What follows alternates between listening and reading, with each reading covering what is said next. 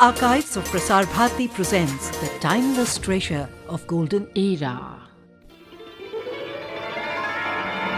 बहनों और भाइयों, मेरे देशवासी बहनों और भाइयों, साथी नागरिकों, बहनों और भाइयों, बहनों, भाइयों और मेरे देश के प्यारे बच्चों, संग्रहालय की गलियारों से एक कहानी।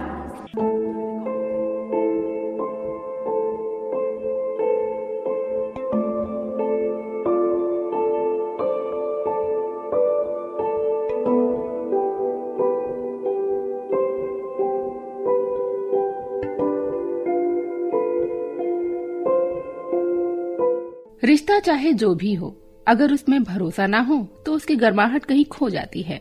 नौकर और मालिक के बीच के रिश्ते को कथाकार शैलजानंद मुखोपाध्याय ने अपनी कहानी पुराना नौकर में बयां किया है। आइए सुनते हैं ये कहानी, जिसका वाचन कर रहे हैं SM शरीफ। कितना खराब नाम था उसका। वो उस नाम से पुकारे जाने अथवा उसे लिखने में भी शर्मा उठता था। उसके माँ बाप ने ना जाने क्या सोचकर उसका नाम रखा था, बगला मित्र। उसका इस भरी दुनिया में कोई नहीं था, न भाई न बहन। कलकत्ता शहर में वो अकेला ही एक फ्लैट किराए पर लेकर रहता था।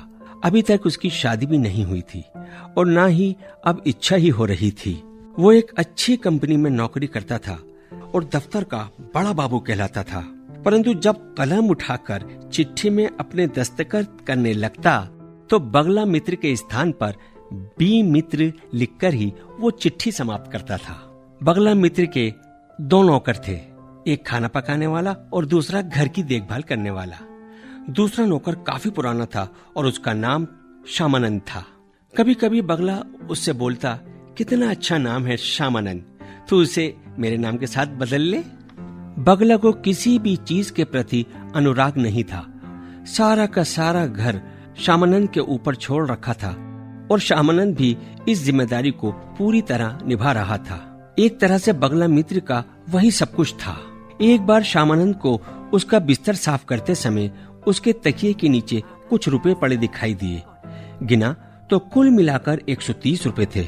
उसने सारे पैसे छिपा कर रख दिए, परंतु बगला ने कभी इन रुपयों के बारे में कुछ नहीं पूछा। उसका ध्यान भी उस ओर नहीं गया। एक दिन श्यामानंद ने बगला से पूछा, बाबूजी, आपका कुछ खोया है? बगला ने कहा कि उसका कुछ नहीं खोया। श्यामानंद ने एक बार फिर पूछा। उसके पूछने के ढंग से बगला को कुछ याद आ गया और कहने लगा कि कुछ रुपयों का हिसाब नहीं मिल रहा है। श्यामानंद के कहने पर कि कितने रुपए नहीं मिल रहे, बगला बोला, लो मेरे को क्या याद है, यही कोई 25-30 रुपए होंगे। श्यामानंद ने 30 रुपए देकर हंसते हुए कहा, बाबूजी, शादी कर लेते तो पैसे की कमी ना रहती। महीने के आखिरी दिन थे। इस प्रकार अचानक 30 रुपए मिल जाने से बगला मित्र बहुत खुश हो गया और श्यामानंद को बहुत विश्वास पात्र मानने लगा। एक दिन बगला ने श्यामानंद से पूछा कि क्या उसकी शादी हो गई है। श्यामानंद ने एक लंबी आह भरकर कहा, बाबूजी, शादी करने के लिए तो नौकरी की है, पर बाबूजी शादी करूं कैसे? 500 रुपए से नीचे काम नहीं बनेगा। बगला के पूछने पर श्यामानंद कहने लगा कि लड़की वो देख चुका है, नाम है उसका कुसुम। बगला को भला कौन लड़की प्यार करती और शादी करती। उससे कहीं अच्छा नाम तो श्यामानंद का था। श्यामानंद सारे घर को झाड़ पूछ कर साफ रखता और बगला के लौटते ही उसकी सेवा में लग जाता। बगला को भी इसी में खुशी मिल जाती कि उसे समय पर सभी चीजें मिल जाती हैं और श्यामानंद भी मालिक की जेबों में हाथ डालकर पैसा निकालने से बहुत खुश रहता। रुपया पैसा निकालकर श्यामानंद आनंद से गाना गाता। एक बार चूहों ने पुराना कपड़ा काटा था, पर श्यामानंद ने तो रोज ही घर के कपड़े काटने शुरू कर दिए। इसी बीच श्यामानंद ने बगला का एक अच्छा सूट 50 रुपए में बेच दिया और उनमें से 10 रुपए मालिक को देते हुए कहा, बाबूजी, चूहों ने आपका सूट इतना काट दिया था कि कोई उसे 10 रुपए में भी लेने को तैयार नहीं था। वो तो मैं किसी के पैरों में सिर रखकर उसके 10 रुपए ले आया हूँ। लीजिए, संभाल कर रखिए, तकिए के नीचे मत रखिएगा। बगला को ये अच्छा नहीं लगा। उसने 10 रुपए लौटाते हुए कहा कि कल जाकर उसका सूट वापस ले आना। श्यामानंद भी कम चालाक नहीं था, एकदम बोला, किसके पास से लाऊंगा? जिसको बेचा है वो फेरी वाला तो पुरानी घड़ियां, चश्मे, टूटे फूटे सामान खरीद लेता है। अब मैं उसे कहाँ ढूंढूंगा बाबूजी? एक दिन बगला के आते ही श्यामानंद कहने लगा, बाबूजी मैं ठाकुर को छुड़ा रहा हूँ। एक तो उसे खाना पकाना नहीं आता और ऊपर से सब खाना चोरी करके खा जाता है। आपको अंडे की सब्जी अच्छी लगती है ना, परंतु कहता है कि हम लोग अंडा नहीं छूते। अंडे का नाम सुनते ही बगला के मुंह में पानी आने लगा।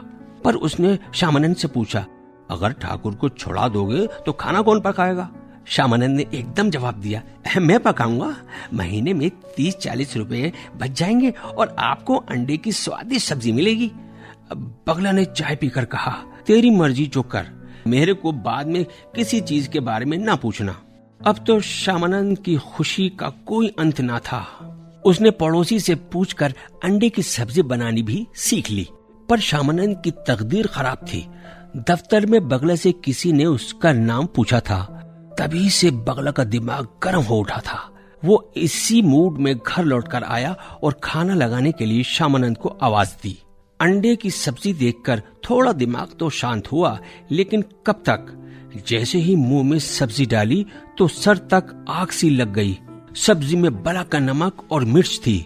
उसने कटोरी श्यामानंद की ओर फेंक कर मारी और जोर से चिल्लाने लगा, अभी निकल जाओ मेरे घर से, मैं तुम्हारी सूरत तक देखना नहीं चाहता। दूसरे दिन जब बगला ऑफिस जाने के लिए निकला तो उसने नोट निकालकर श्यामानंद की ओर फेंकते हुए कहा, तुम्हारा आज तक का हिसाब खत्म हो गया, अब तुम यहाँ से चले जाओ। मैं आज अपने दरवाजे में ताला लगा कर जाऊंगा। मैं सब जानता हूँ, तुम जितना बुद्धू मुझे समझते हो, मैं उतना बुद्धू नहीं हूँ। और उस दिन श्यामानंद सचमुच ही चला गया। बगला भी ताला लगाकर अपने ऑफिस चला गया। श्यामानंद के बाद अगले नौकर के भाग जाने और रुपए चुराने का बगला पर बहुत गहरा असर पड़ा।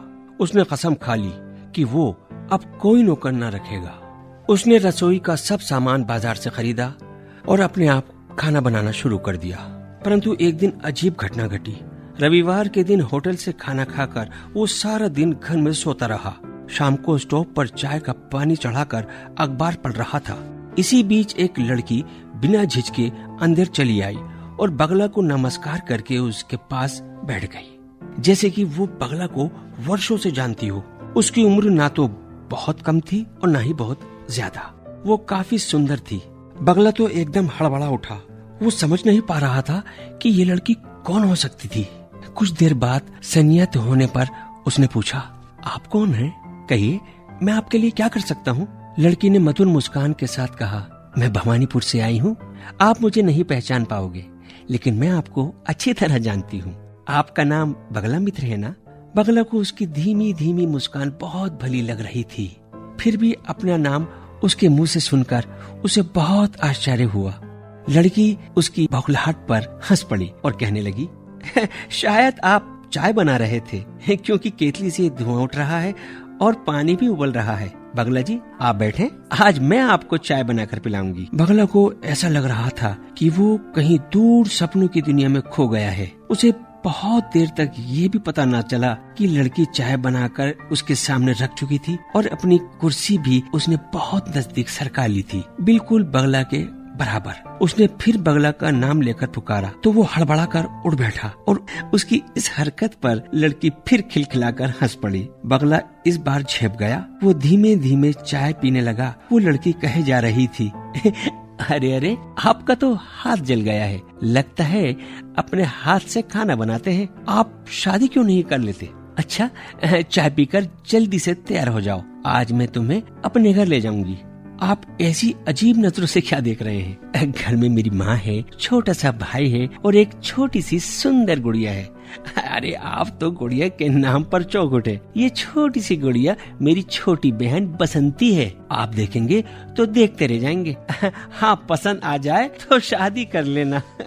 बगला इस रहस्य में लड़की को नहीं जान पाया था। वो कुछ भी सोच नहीं पाया। उस लड़की की बातें ही इतनी मधुर और मोहक थीं कि उसके साथ भवानीपुर पहुंच गया। बहुत पूछने पर उसने केवल यही बताया था कि उसका नाम प्रतिमा है और बाकी घर जाने पर ही बताएगी। बगला ने देखा भवानीपुर में उनका एक छोटा सा साफ सुथरा मकान था। घर की हर चीज करीने से सजी थी। बसंती को देखकर बगला उससे अपलक देखता रह गया। उसका सौंदर्य और लज्जा से झुकी आंखें। बगला तो यह भी भूल गया कि वो कहाँ खड़ा है और कब से उसे लगातार देखे जा रहा है। प्रतिमा के हंसकर पूछने पर कि क्या उसे बसंती पसंद है, बगला को अपनी स्थिति का ज्ञान हुआ। वो एकदम पसीने पसीने हो उठा। हड़बड़ाकर उसके मुंह से निकल गया, कौन बसंती? हाँ, बहुत सुंदर, बहुत सुंदर।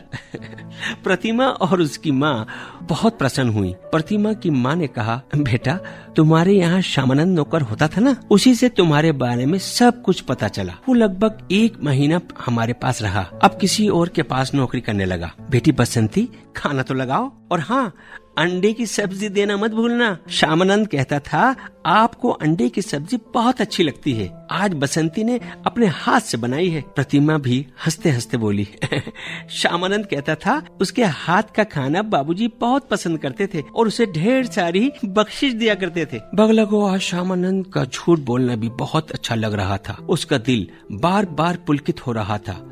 रह रह कर वो सोच रहा था कि अगर श्यामानंद यहाँ ना आता तो आज उसे बसंती जैसी सुंदर पत्नी, प्रतिमा जैसी हंसमुख रिश्तेदार और ममता भरी माँ कहाँ मिलती। बगला ने अपने दफ्तर से छुट्टी ले ली थी और एक अच्छा दिन देखकर रजिस्ट्रार के ऑफिस में जाकर बसंती से शादी कर ली। वो बसंती को अपने फ्लैट में ले आया। प्रतिमा ने कहा, ये फ्लैट छोड़ दो, भवानीपुर में हमारे अपने मकान में चलकर रहो। बगला ने अगले महीने अपना फ्लैट छोड़ देने का फैसला कर लिया। अब बगला का अपना एक छोटा सा संसार था, वो और उसकी बसंती। हर समय बसंती का प्यार और उसकी हंसी बगला की जिंदगी में गूंजती। बसंती कभी कभी कहती, बाजार से सामान लाने को अगर एक नौकर होता तो कितना अच्छा होता। बगला को हर बार श्यामानंद का ध्यान आ जाता। उसने श्यामानंद को चिट्ठी लिख दी। अभी वो चिट्ठी डालने ही वाला था कि एक लड़की ने आकर बगला को प्रणाम किया। बगला ने पूछा, क्या नाम है तुम्हारा? क्या तुमको बीबी जी ने बुलाया है? लड़की ने नीची नजरों से बताया कि उसका नाम कुसुम है। बगला उसके नाम को सुनकर चौंक उठा। वो कुसुम नाम को अभी तक भुला न सका था। उसने एकदम पूछा, श्यामानंद किधर है? कुसुम ने बताया, वो तो नीचे खड़े हैं, शर्म के मारे आपके पास ही नहीं आते। बगला के आवाज देने पर श्यामानंद ऊपर आया और एकदम उसके पैर पकड़कर रोने लगा। बाबूजी, बाबूजी मुझे माफ कर दो। बाबूजी मैं चोर हूँ, मैं झूठ बोलता हूँ। मैंने कुसुम से शादी करने के लिए आपके रुपए चुराए थे, परंतु चोरी के रुपयों से शादी करके मैं सुखी नहीं हूँ। बाबूजी आपके चरणों में जगह मिल जाए तो मेरा पाप धुल जाएगा। मैं और कुसुम जिंदगी भर आपकी सेवा करेंगे। बगला एकदम भावुक हो उठा। उससे श्यामानंद का रोना देखा नहीं गया। उसने श्यामानंद को उठाते हुए कहा, हट पगले, आदमी होकर कहीं ऐसे रोते हैं। बसंती, ओ बसंती, देख तो श्यामानंद आ गया है। तुम्हारे पास जगह हो तो इससे नौकर रख लो, और हाँ देखो कुसुम भी इसके साथ रहेगी। बसंती खड़ी खड़ी मुस्कुरा रही थी और कुसुम को अपने नजदीक आने का इशारा कर रही थी। अभी आपने सुनी मशहूर कथाकार शैलजानंद मुखोपाध्याय द्वारा रचित कहानी पुराना नौकर। इसका वाचन कर रहे थे SM शरीफ। इस कार्यक्रम की कॉम्पेयर थी प्रीति कमल। कार्यक्रम सहायक थे रवि कुमार सिंह और निर्मात्री थी रंगोली श्रीवास्तव। अपनी राय और अपने सुझाव हमसे साझा करने के लिए आप हमें ईमेल कर सकते हैं। हमारा ईमेल आईडी है archives@prasarbharati.gov.in।